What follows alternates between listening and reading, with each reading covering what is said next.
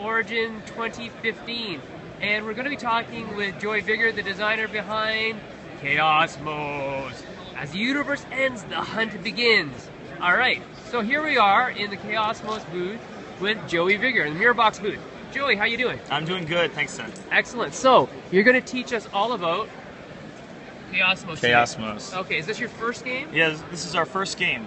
Excellent. And you guys did the whole deal, the publishing, everything? Yep, we kickstarted it back in 2014, and we fulfilled it here just recently, and we're premiering here at Origins 2015. And I hear very good things about this game from friends like J.R. Honeycutt, etc., etc. People are rating it very well.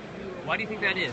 It's got a lot of unique mechanics, and it's really ultimately a game about social interaction, and I think games that have great mechanics but also involve a lot of kind of human psychology, I think touch us deeper.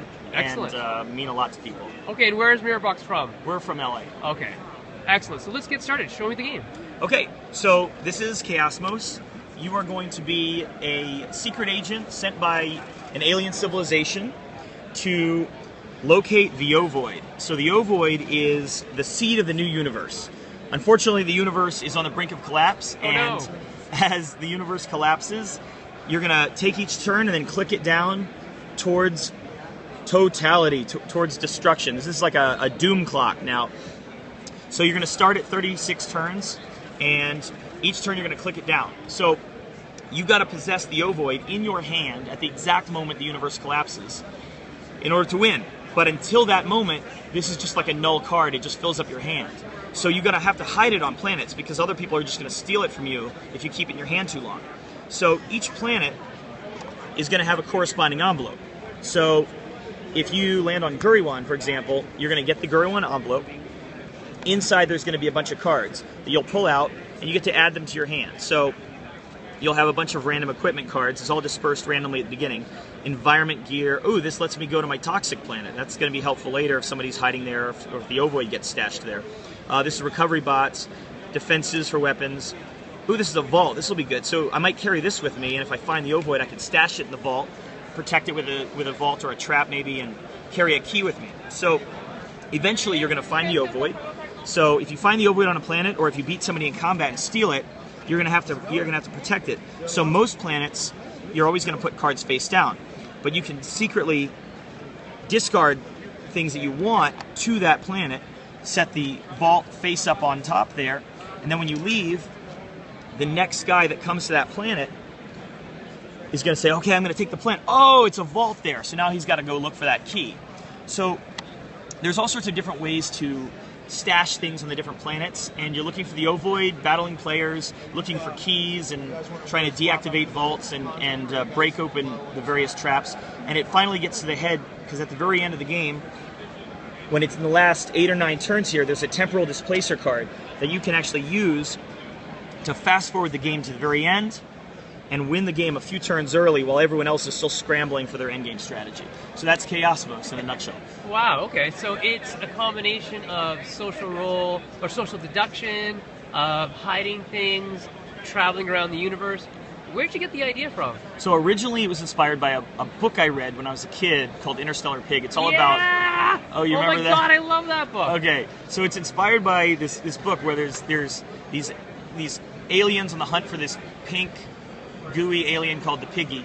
Yes. And it oinks or something like that. I loved the book when I was a kid, and I still love it actually.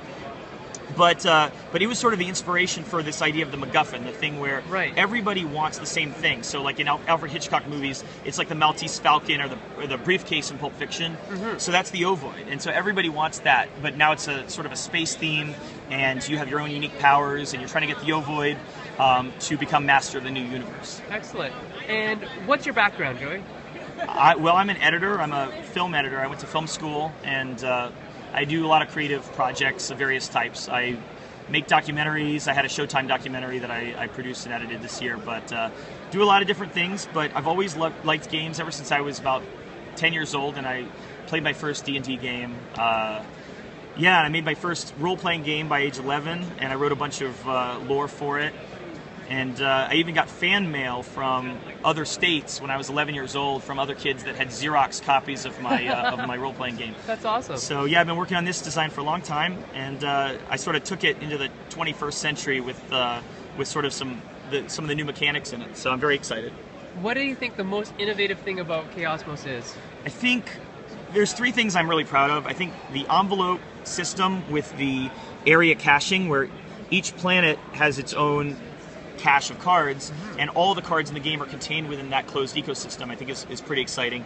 I also like the Doomsday Clock. I think that's pretty exciting. The idea that it's not just, oh, well, we're going to end after 5 turns or 5 rounds. The idea that it's actually a clock that counts down and can be fast-forwarded with a temporal displacer.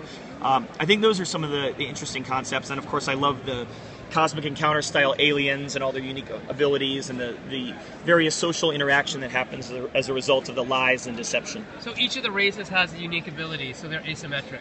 Oh, very much so. And they also have their own lore, and it all relates to how their abilities work and why they are the way they are. So the alien you just pointed at, she's actually the last of her race, and she hopes the Ovoid will allow her the power to recover her lost race. Oh. So it's kind of a sad story, that particular alien. Right, so I was wondering how your film studies actually inform your game design. Have you felt that, you're trying to create a story or a thematic film, like a theatrical experience? Yeah. Well, I guess part of this game is about cinematics. It's not just, okay, well, I have plus 16 and you have plus 15, so I have more victory points, so I win.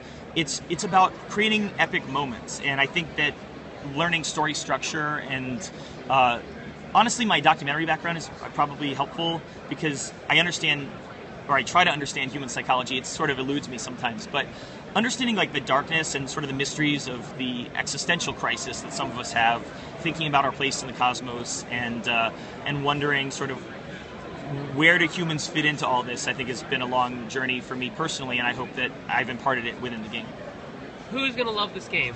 Okay, everybody who likes sci-fi games will love it because they're cool aliens and the powers. People who like the Resistance and games with a lot of social interaction and deduction, like Cosmic Encounter, I think, for the human interaction.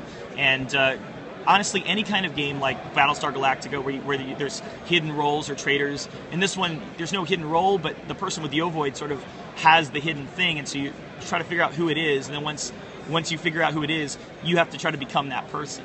Okay. So I think a lot of people like the game.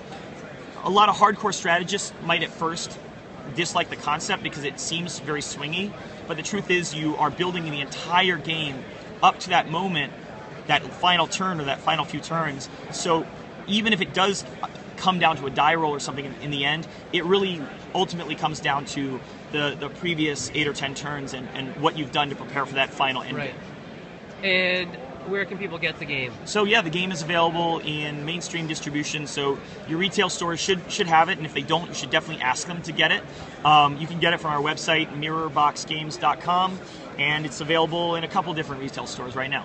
Number of players? It's 2 to 4 right now, and I can't wait for an expansion because we're going to add a lot of crazy stuff with higher player count stuff. Excellent. And playtime? It takes about 60 minutes for the basic 8-planet game, where we recommend sort of the easier aliens and take out some of the more complicated cards that take a long time to understand. The full game takes about 90 minutes, and we always play with everything, planet effect tokens, where every planet has their own abilities. That takes about 2 hours. Okay, excellent. Thanks so much. Live from Origins, it is Joy Vigor, designer and publisher of Chaosmos through Mirrorbox.